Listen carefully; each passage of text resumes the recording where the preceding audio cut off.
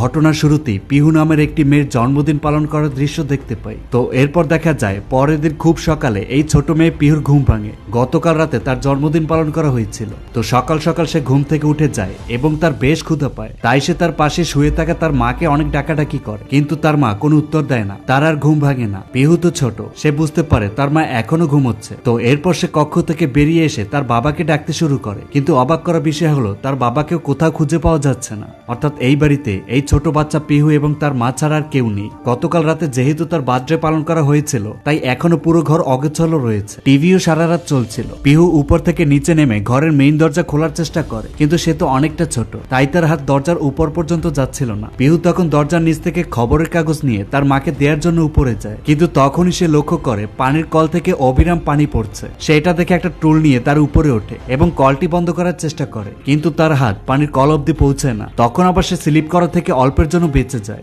এরপর পিহু খবরের কাগজটা নিয়ে উপরে উঠে আসে তার মাকে দেওয়ার জন্য। সে তার মায়ের কাছে এসে অনেক ডাকাডাকি করে, কিন্তু তবুও সে উঠছে না। তো সে তখন তার মায়ের পছন্দের সিরিয়াল টিভিতে অন করে এবং তার মাকে ডাকে, কিন্তু তবুও তার মার কোনো সারা শব্দ নেই। এইবার পিহু বেশ ভয় পেয়ে যায় এবং সে কান্না করতে শুরু করে। ইতিমধ্যে তার টয়লেট পেয়ে যায়, কিন্তু তার মায়ের কোনো সারা শব্দ না পেয়ে সে একাই টয়লেটে যায়। এইসব কাজ সে একা একা এর আগে কখনো করেনি, তাই সে অনেক ঝামেলায় পড়ে যায়। ওয়াশরুম থেকে বেরিয়ে নোংরা অবস্থায় সে তার মায়ের কাছে চলে আসে, আর ঠিক তখনই তার মায়ের ফোনে একটা কল আসে, কিন্তু ফোনটি ছিল কিছুটা উপরে। তাই পিহু একটা টুল নিয়ে এসে ফোনটি নামানোর চেষ্টা করে, কিন্তু ছোট বাচ্চা পিহু মায়ের ফোনের নাগাল সে পায় না। একটা সময় ফোনটি নিচ থেকে কেটে যায়। তো এরপর পিহু নিজে নিজে ব্রাশ করতে শুরু করে। সে হাতে পায়জামা নিয়ে তার মায়ের কাছে চলে আসে, আর সেটি তার মাকে পরিয়ে দিতে বলে। সে তো এখনো ভাবছে তার মা হয়তো ঘুমিয়ে আছে, আর 2 বছরের বাচ্চা এর থেকে আর কি বুঝবে। তবে সে এত ডাকাডাকি করার পরেও তার মা যখন ঘুম থেকে ওঠে না, তখন সে রাগ করে পায়জামাটা ছুঁড়ে ফেলে দেয়। পিহু এবার তার মায়ের বুকের উপরে উঠে কান্না শুরু করে, তার মাকে ধাক্কা দেয়, আর তখনই দেখা যায় তার মায়ের হাত থেকে একটা ওষুধের শিশি নিচে পড়ে যায়। তো